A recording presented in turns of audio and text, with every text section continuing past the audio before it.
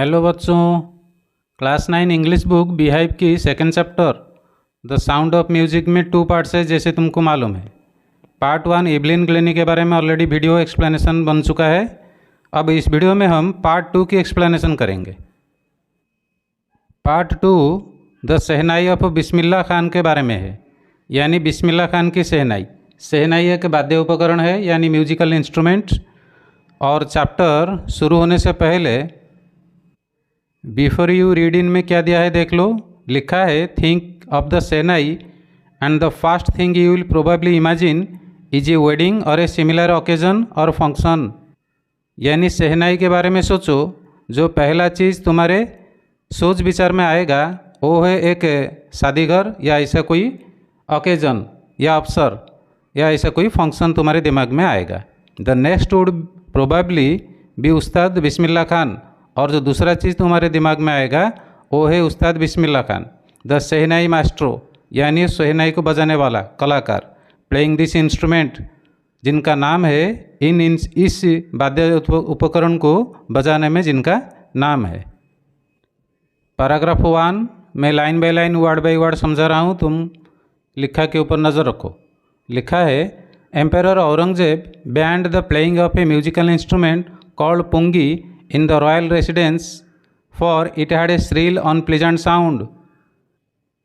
यानी सम्राट औरंगजेब प्रतिबंध लगा दिए थे एक म्यूजिकल इंस्ट्रूमेंट के बजाने के ऊपर जिसका नाम है पुंगी। कहाँ पर बजाने के ऊपर प्रतिबंध था? अपने रॉयल रेसिडेंस यानी राजमहल में। क्यों? क्योंकि इसका श्रील और अनप्लीजेंट साउंड यानी तेज और अरुचिकर साउंड निकलता था इससे, इसीलिए इसको बैन कर दिए थे।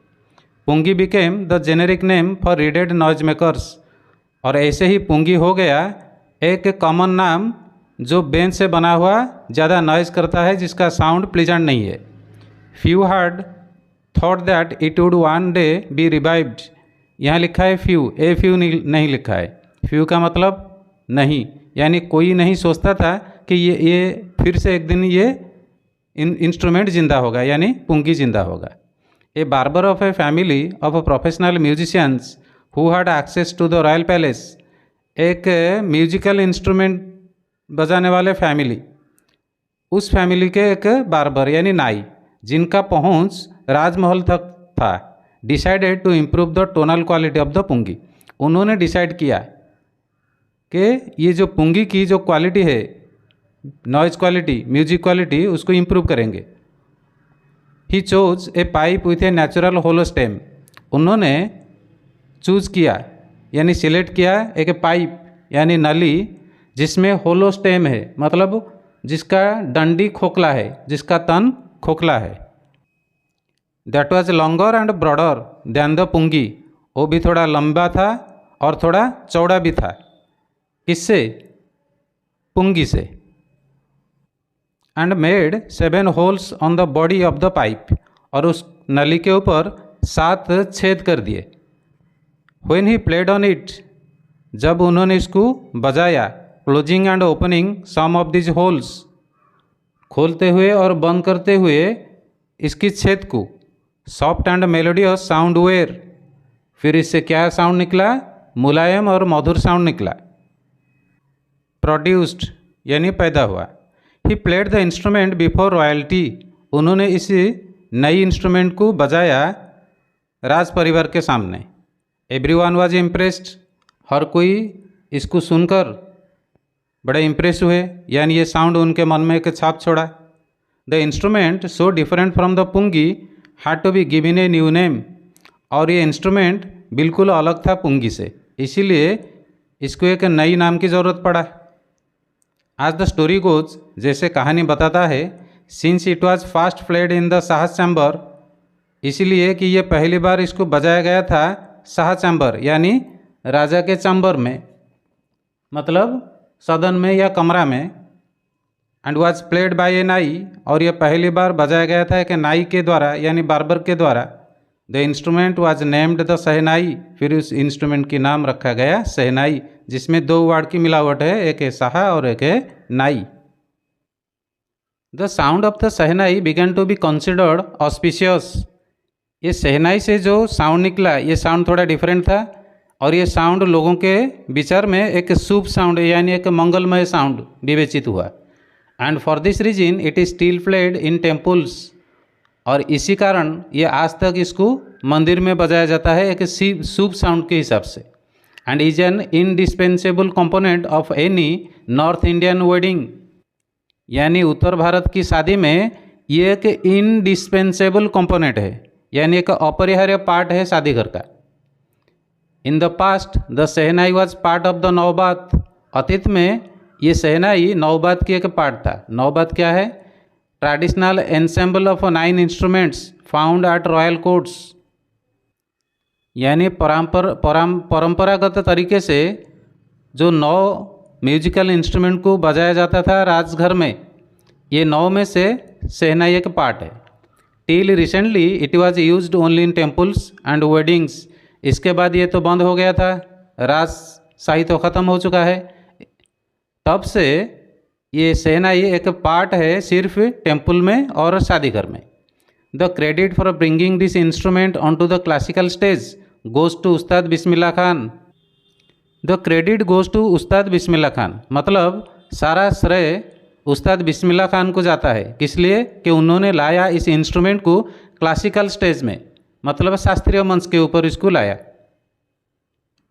नेक्स्ट पैराग्राफ, यहाँ से बिस्मिल्लाह खान की स्टोरी शुरू होता है, उनकी बचपन से की स्टोरी है। देखो, आज ए 5-year-old Bismillah Khan played gilli danda near a pond in the ancient estate of Dumraon in Bihar. जब 5 साल की उम्र था बिस्मिल्लाह खान, वो 5 साल की उम्र में खेल रहे थे गिल्ली डंडा खेल। एक खेल है जिसका नाम है गिल्ली डंडा। कहाँ खेलते थे? एक पोखर के पास खेलते थे। वो कौन से एरिया में? जो एंशियंट एस्टेट मतलब पुरानी एरिया, उस एरिया का नाम है डुमराव और ये बिहार में है। He would regularly go to the nearby Bihari ji temple to sing the Bhojpuri Chait. वो रेगुलरली यानी हर दिन जाते थे, जो पास में बिहारी जी मंदिर है वहाँ गाने के लिए भोजपुरी गीत, जिस गीत को चैत बोला जाता है। At the end of which he would earn a big laddoo weighing 1.25 kg। और आखिर में यानी गाना गाने के आखिर में उनको मिलता था एक बड़ा लड्डू यानी मिठाई जिसका वजन है 1 किलो 250 ग्राम। और ये a prize given by the local maharaja, और ये उनको दिया जाता था एक प्राइज़ के हिसाब से यानी पुरस्कार के हिसाब से। वहाँ के जो लोकल महाराजा है जमींदार, वो देते थे। दिस हैपेंड 80 years ago, ये 80 साल पहले की बात है। And the little boy has travelled far to earn the highest civilian award in India. तब से अब के बीच यानी ये छोटा बच्चा बड़ा होके एक लंबी उम्र तय कर चुका है, सफ़र कर चुका है, जब वो क्या अर्न किया, क्या कमाया, यानी भारत की सबसे बड़ा अवार्ड यानी पुरस्कार, उसका नाम है the Bharat Ratna. Born on 21 March 1916, Bismillah belongs to a well known family of musicians from Bihar. जो पैदा हुए थे 21 तारीख मार्च महीने 1916 साल में, बिस्मिल्लाह खान रिलेट करते हैं यानी आते हैं एक जाना पहचाना म्यूजिकल फैमिली से जो बिहार से हैं। His grandfather Rasool Bakhsh Khan was the shehnai nawaz of the Bhojpur kings court. उनके जो ग्रैंडफादर है यानी दादा, जिनका नाम है रसूल बख्श खान, वो शहनाई नवाज थे यानी शहनाई मास्टर थे भोजपुर राजा के कोर्ट में यानी पैलेस में। His father Paigambar Bakhsh and the other paternal ancestors were also great shehnai players. उनके बाप जिनका नाम है पैगंबर बख्श और बाकी पूर्व पुरुष वो सब बड़े शहनाई बजाने वाले थे। The young boy took to music early in life. ये कम उम्र का लड़का म्यूजिक को अपनाया था अपनी ज़िंदगी के पहली सफ़ में। At the age of 3 when his mother took him to his maternal uncle's house in Banaras now Varanasi. जब उसका उम्र 3 साल हुआ था, उसका माँ ने उसको ले गया था अपने मामा घर। मैटरनल अंकल मतलब मामा, यहाँ दादा नहीं है। इन बनारस, जो बनारस में, अब उसको वाराणसी नहीं, पहले नहीं, अभी वाराणसी बोलते हैं। Bismillah was fascinated watching his uncles practise the shehnai. यानी बिस्मिल्लाह मोहित हो जाते थे, मुग्ध हो जाते थे जब वो देखते थे अपने मामाओं को प्रैक्टिस करते हुए शहनाई। Soon Bismillah started accompanying his uncle Ali Box to the Vishnu temple of Banaras, where Box was employed to play the शहनाई। फिर कम समय के अंदर बिस्मिल्लाह ने शुरू किया साथ जाना। किसके साथ? उनके मामा के साथ, जिनका नाम है ऑली बॉक्स। कहाँ साथ गए? विष्णु टेम्पल बनारस, बनारस की विष्णु टेम्पल को गए, जहाँ पर वो ऑली बॉक्स एम्प्लॉयड थे, यानी नौकरी पाए थे बजाने के लिए shehnai. Ali Bux would play the shehnai and Bismillah would sit captivated for hours on end. वहाँ पर ऑली बॉक्स बैठकर शहनाई बजाते थे और भांजा बिस्मिल्लाह वहाँ बैठे होते थे मोहित होकर, यानी आकर्षित होकर शहनाई की तरफ। Slowly he started getting lessons in playing the instrument. फिर उन्होंने शुरू किया लेसन लेना, यानी शिक्षा लेना, कैसे बजाते हैं इंस्ट्रूमेंट को। And would sit practising throughout the day, और दिन भर बैठे रहते थे उसको प्रैक्टिस करने में। For years to come the temple of Balaji and Mangala Maiya and the banks of the Ganga became the young apprentice favourite haunts where he could practise he in solitude. For years to come यानी आने वाले सालों में temple of Balaji, temple of Mangala Maiya और गंगा नदी का किनारा हो गया इस यंग शिक्षार्थी का फेवरेट प्लेस, जहाँ पर वो बैठकर अकेले में प्रैक्टिस करते थे। The flowing waters of the Ganga inspired him to improvise and invent ragas. और सामने गंगा नदी बहता था, उस बहते पानी की आवाज़ ने उनको इंस्पायर किया कि वो उनकी टोनल क्वालिटी यानी म्यूजिक क्वालिटी को इम्प्रूव करे और नया नया राग यानी नया नया नोट निकाले। That were earlier considered to be beyond the range of the shehnai. पहले सोचा जाता था कि शहनाई से डिफरेंट रागज नहीं बन सकता था, लेकिन बिस्मिल्लाह खान वो करके दिखाए, यानी शहनाई से नई नई सुर निकाले। At the age of 14, Bismillah accompanied his uncle to the Allahabad music conference. जब बिस्मिल्लाह का उम्र 14 साल हुआ था, उस उम्र में वो साथ गए थे। किसके साथ? अपनी अंकल मामा के साथ। कहाँ गए थे? अलाहाबाद में जब म्यूजिक कॉन्फ्रेंस हुआ था तब गए थे। At the end of his recital Ustad Faiyaz Khan patted the young boys back and said. मतलब वो जो म्यूजिक कॉन्फ्रेंस हुआ था वहाँ पर बिस्मिल्लाह खान को चांस मिला था अपना म्यूजिक बजाने के लिए, और ये जो रिसाइटल यानी म्यूजिक वादन के बाद वहाँ पर एक उस्ताद थे जिनका नाम है फैज़ खान, वो आके थपथपाए ये यंग बॉय यानी बिस्मिल्लाह खान के बैक को, एंड सेड और बोले, यानी पीठ पर थपथपाए और बोले, क्या बोले? वर्क हार्ड, मेहनत करो, and you shall make it, और ये तुम करके दिखा सकते हो। मतलब नई नई सुर तुम ये इंस्ट्रूमेंट से निकाल सकते हो। With the opening of the All India Radio in Lucknow in 1938 came Bismillah's big break. जब ऑल इंडिया रेडियो शुरू हुआ लखनऊ में 1938 ईयर में, तब बिस्मिल्लाह खान का बिग ब्रेक आया, यानी अपनी कैरियर की बड़ी शुरुआत हुआ। He soon became an often heard shehnai player on radio. वो जल्दी से बन गए एक आदमी जो अक्सर टाइम रेडियो पर शहनाई बजाते थे। When India gained independence on 15 अगस्त 1947, जब वो टाइम आया कि इंडिया अपना आज़ादी हासिल किया 15 तारीख अगस्त महीने 1947 में, Bismillah Khan became the first Indian to greet the nation with his shehnai. Bismillah Khan वो पहला इंडियन थे जो स्वागत किए सारा देश को अपना शहनाई बजाकर, यानी देश की अभिवादन किए कि हमें आज़ादी मिला।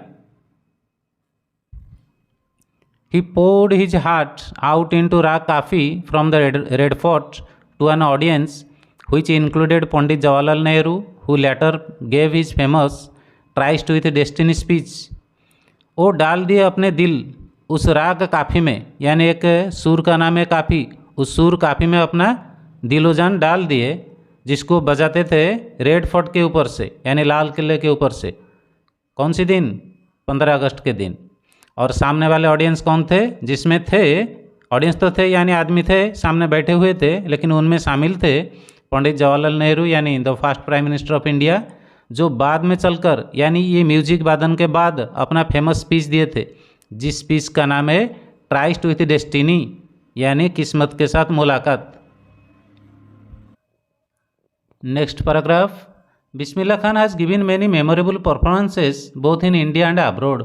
बिस्मिल्लाह खान ने दिया है बहुत सारे स्मरणीय यानी याद रहने वाला प्रदर्शन भारत में और बाहर देशों में। His first trip abroad was to Afghanistan. उनका पहला विदेशी ट्रिप जो था वो अफगानिस्तान देश को जाना था। वेयर किंग जाहिर Shah was so taken in by the maestro that he gifted him priceless Persian carpets and other souvenirs.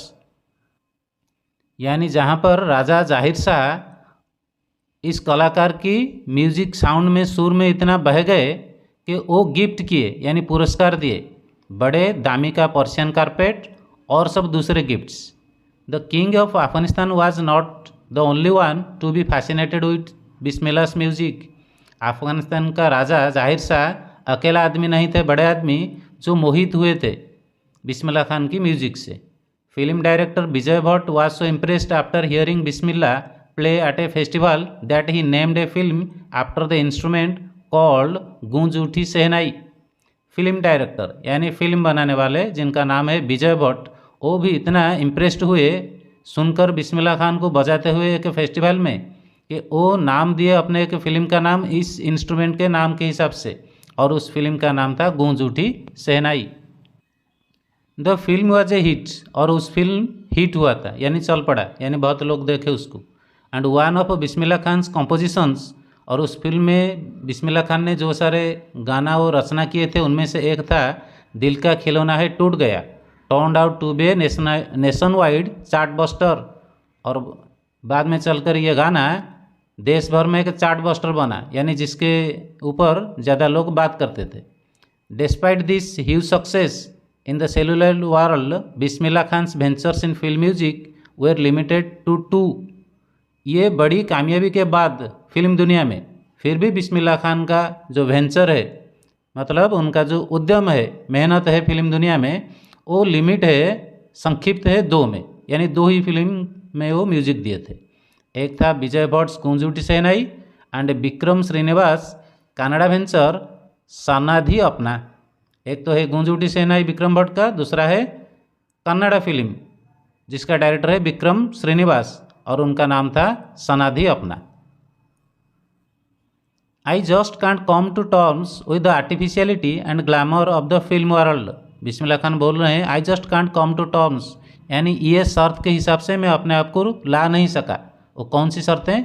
जैसे आर्टिफिशियलिटी जिसमें नेचुरलिटी नहीं है, और ग्लैमर होना चाहिए फिल्म वर्ल्ड की, इसके साथ मैं अपने आप को एडजस्ट नहीं कर पाया। इससे जो एम्फेसिस ये जोर दे के बताते हैं, वो बोलते हैं।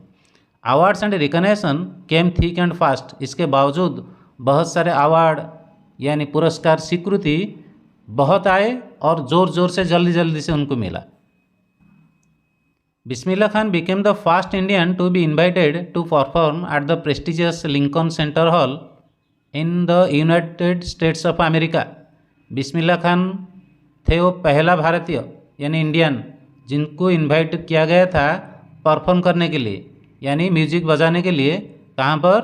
लिंकन सेंटर हॉल में, जो बड़ा ही प्रेस्टिजियस जगह है। वो कहाँ है? यूनाइटेड स्टेट्स ऑफ अमेरिका यानी यूएसए में है वो जगह। He also took part in the world exposition in Montreal. वो भी टेक पार्ट किए थे, मतलब शामिल हुए थे वर्ल्ड एक्सपोजिशन में, यानी एक्सपोज मतलब प्रदर्शन में, जो इंटरनेशनल लेवल का था। वो मॉन्ट्रियल में हुआ था, एक जगह है। और कहाँ पर पार्टिसिपेट किए थे? In the Cannes art festival and in the Osaka trade fair. Cannes में जो आर्ट फेस्टिवल हुआ था वहाँ म्यूजिक शो करने के लिए गए थे, और ओसाका ट्रेड फेयर में भी गए थे। So well known did he become internationally that an auditorium in Tehran was named after him। वो इतनी फेमस हो गए इंटरनेशनली यानी वर्ल्ड वाइड, एक ऑडिटोरियम का नाम दिया गया जो ऑडिटोरियम तेहरान में है यानी ईरान की कैपिटल में है, उनके नाम के हिसाब से वो ऑडिटोरियम का नाम रखा गया तहार मौसीकी Ustad Bismillah Khan. Paragraph 10, national awards like Padma Shri, Padma Bhushan and Padma Vibhushan were conferred on him. मतलब हमारे देश की बड़े बड़े अवार्ड जैसे पद्मश्री, पद्मभूषण एंड पद्म विभूषण उनको दिया गया था, प्रदान किया गया था। In 2001 Ustad Bismillah Khan was awarded India's highest civilian award, और 2001 साल में उस्ताद बिस्मिल्लाह खान को दिया गया था भारत की सबसे बेसामरिक अवार्ड, जिसका नाम है the Bharat Ratna. With the coveted award resting on his chest, वो बड़ा ही बहुप्रतीक्षित अवार्ड को पुरस्कार को अपने सीने पर रखते हुए, and his eyes glinting with rare happiness he said, और जब उनकी आंख बड़ा ही दुर्लभ तरीके से चमक रहा था खुशी से, तब वो बोले, all I would like to say is, जो कुछ मैं कहना चाहता हूँ वो ये है, टीच योर चिल्ड्रेन म्यूजिक, अपने बच्चों को म्यूजिक सिखाओ। दिस इज हिंदुस्तान से रिचेस्ट ट्रेडिशन, ये हमारे बड़ा ही पुरानी और वेल्दी परंपरा है, ट्रेडिशन है।